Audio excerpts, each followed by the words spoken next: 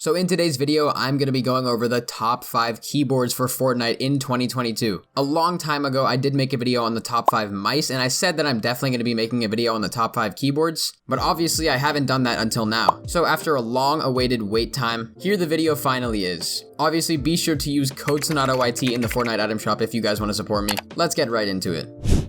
So starting off, I just want to go over some basic terms that you need to know for this video. There's going to be 4 primary terms that I want you guys to know. The first one is going to be key sensitivity. This is going to be how sensitive the key is to the human touch. For example, how much force you need to apply in order to activate the key. The second one is going to be key actuation point. This is basically going to be how far the key needs to go in order to activate and register as a click. The next one's going to be response time, which is how long it takes for the key click to register on your PC. And then the last one's going to be durability, which is how many key presses the key can take before it wears out. Now the 5 keyboards that I go over in this video will all be linked in the description. These are 5 of the best keyboards for all people with all budget types. There's going to be cheap keyboards, expensive premium ones. Pretty much everybody will have a perfect keyboard for them in this video. And these will be listed in no particular order, so don't worry about skipping around. I'll obviously have the small little timestamps on the bottom of the screen. So first off, the first keyboard I'm going to be going over is the SteelSeries Apex Pro TKL. This is one of the keyboards that has been a staple in the competitive community for a very long time. The SteelSeries Apex Pro TKL is going to have fast OmniPoint switches with a 0.4mm actuation point. Basically what OmniPoint switches do, they allow you to change your actuation to higher or lower depending on what you prefer. So let's say that you don't prefer a lower actuation and you actually prefer a high one. You can change that using the app or using the on-built LED screen. The switches on this keyboard are going to be having a 0.7 millisecond response time with an 100 million click durability. So for most people, this keyboard will last pretty much their entire competitive career as long as they don't break it. This keyboard is going to have varying key sensitivity based on how low you have the actuation point. If you have the actuation point to the lowest it can possibly be, the key sensitivity is going to be much higher. So if you even lean your fingers on it, they might accidentally activate, and it does take a little while to get used to. And obviously this keyboard is going to be coming in this TKL format, which is basically everything except for the numpad. And it obviously comes with the SteelSeries software where you guys can change stuff like the colors, the lighting, pretty much everything. It doesn't require any accessory drivers or any of that. So this is a really good keyboard if you guys are trying to get straight to the point and have a really high performing keyboard. This is going to be coming in at around $180, and that's with no sale whatsoever. This is a pretty expensive keyboard, I'm not going to lie to you guys. However, it's a great option if you guys are looking to pick up a quick and very high quality option. Now the next keyboard is actually going to be a lineup of 3 keyboards. It's going to be the Razer Huntsman, which comes in 3 variants that I would recommend to you guys. The Razer Huntsman Mini, the Razer Huntsman TE, or the Razer Huntsman V2. Now, all 3 of these keyboards have optical switches, which use light beam technology to activate quicker. They have a 0.4mm actuation point, a 0.2 millisecond response time, and an 100 million key durability. And the key sensitivity for this is going to be extremely low because obviously the response time and the actuation point are very low. Now in terms of how many variants you can get this in, the Razer Huntsman Mini comes in at around $100 to $120. The TE comes in to around $105 to $130.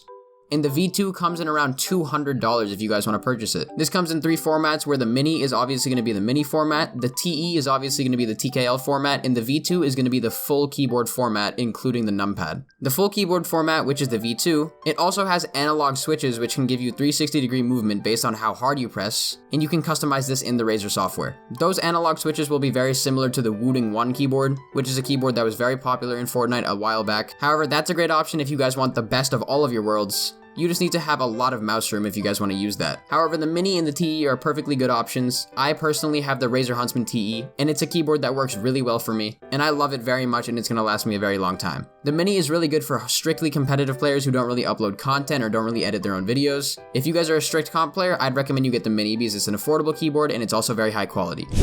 Now the next keyboard is going to be our first budget option on this list, which is going to be the Gaming GK61. This is a keyboard that got very popular back during early and mid 2020. This keyboard has Gatoron optical switches, a 0.4mm actuation point, a 0.3 millisecond response time, and an 100 million key durability. Obviously, it's very similar to the previous 2 keyboards in terms of that stuff. Its key sensitivity is obviously going to be a lot lower, just as low as the Razer Huntsman and the SteelSeries. However, this keyboard comes in mini format only. However, the part of this keyboard that is definitely the best selling point is going to be the price. This keyboard comes in at around $70 and is a fantastic steal of a price if you guys are interested in picking it up. This is one of the best budget options for players who are tight on money, and I'd recommend that you guys pick this up if you are low on money and you want to try to pick up a really high performing keyboard. There's different colors of switches that you guys can get, such as Gatoron yellows, Gatoron browns, I'd recommend you go for the Gateron yellows because that is the lowest possible input delay. It's going to make your mechanics and overall in-game senses much better when you guys get it. So if you guys are interested in picking up a really good budget option, the HK Gaming GK61 is one of the best keyboards for you.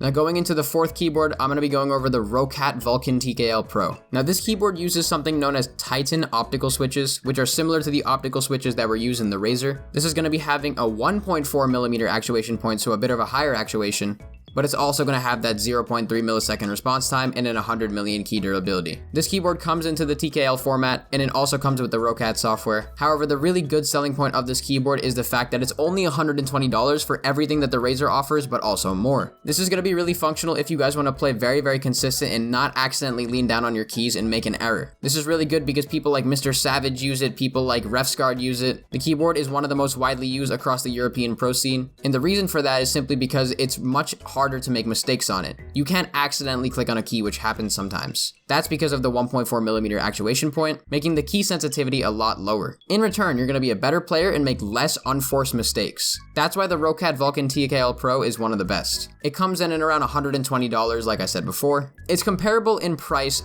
to the Razer Huntsman TE because it comes in at around $120, depending on where you try to buy it from. And it arguably has some of the most amazing lighting and sounding keys that I've seen. So I'd recommend you guys pick this up if you're interested in picking up a different keyboard that's a bit newer and is really good if you guys want to make a lot less unforced mistakes.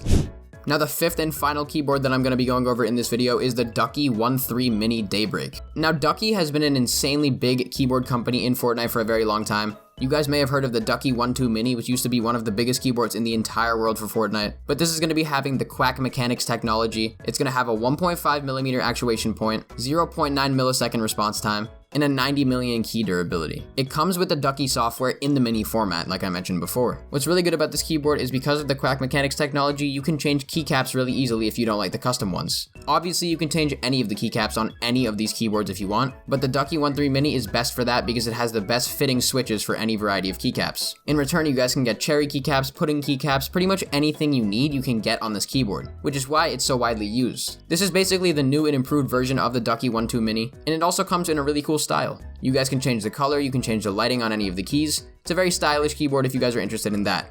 And it also sounds really crisp and clear. If you guys are interested in any of the sounds of this keyboard, you can go to the website and listen to them. Most of these websites do have sound samples of these keyboards if you guys are interested in that. But if you are a content creator and you're trying to have a little bit of a quieter, more soft sounding keyboard, the Ducky 1.3 Mini Daybreak with pudding switches is definitely for you. This keyboard comes in at around $120, like I said before. This is going to be comparable to the Vulcan TKL Pro and the Razer Huntsman TE in terms of price. It's really good if you guys are looking to spend a little bit more money for a really functional and well-working keyboard. But I can assure you that if you guys use any of the keyboards on this list, you're going to be very satisfied with your purchase in the long run.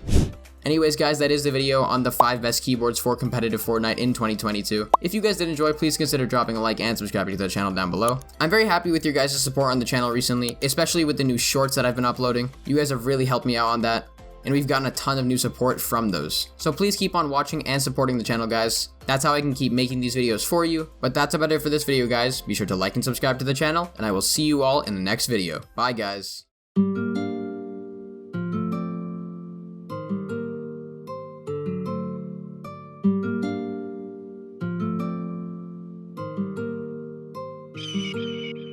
Yeah.